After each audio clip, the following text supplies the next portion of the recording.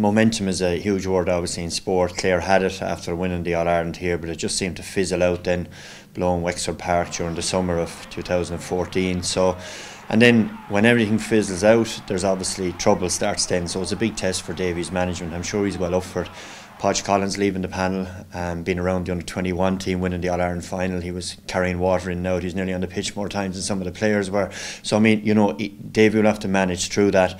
As I said, I'm sure he will, but if Clare can get all their ducks in a row, I've no doubt they're going to be serious contenders, because there's no doubt in Tony Kelly and these boys, you know, they're serious movers, but they do need to get it back on the rails again. I think probably what happened for the players, and they're so young, they probably felt that the more trained they did, the better they're going to get, but sometimes you learn from that experience. I think that rest can be a key part if you're going to try to regain your All-Ireland title, rather than train harder, train smarter is probably a word that we use around a lot of dressing rooms. So Dave will have learnt that. It's not easy when you win an All-Ireland, obviously. Kilkenny just have the production line of doing it, whereas in Clare, I suppose, no more than Tipperary in the past, and we've won it. It's very, very difficult. But they'll have learned, and now another year over them, they'll be pushing really hard.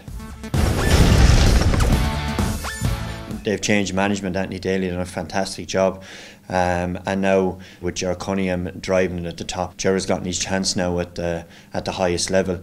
And I think the GAA, from a football point of view, they're all giving out about Dublin dominating. I think we need Dublin really back up there again.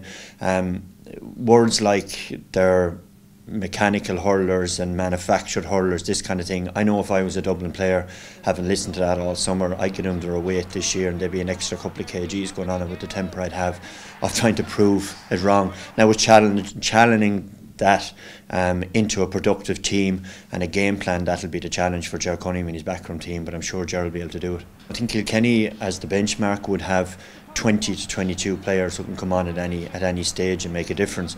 Other counties, you know, my own county included, we have to mix and match as best we can, but there's a responsibility in every player not to just accept his lot and to get better and better. And sometimes as a player you might be training for 6 months and feel I'm going nowhere. Next thing you get a phone call, you're off the bench, like John Power here in the All-Ireland final. You know, you're in to do a job. So you never know the minute nor the hour, but you do have to be ready. And I think that's something players in Dublin will have to get used to, you know, and say, right, it's given a bit for the team, but at the end of the day, if the team wins, everybody wins. My own county in Tip, I think we need to develop the bench. If anything, I think in All-Ireland final, when Eamon O'Shea looked over his shoulder, I don't think he had as much options as what Brian Cody had. We struggled an awful lot during the league, which meant that we had to play what we would class as our first team every day to dig ourselves out of a hole.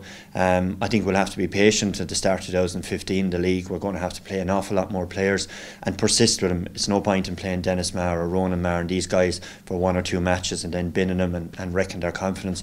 I think we're going to have to go through the league, playing these players, let them bed in, and know then that when it comes to championship time and the field at Croke Park, that we've 2 or 3 more options, and that's going to be the challenge. And I'm looking forward to seeing how Eamon O'Shea and his backroom team deal with that.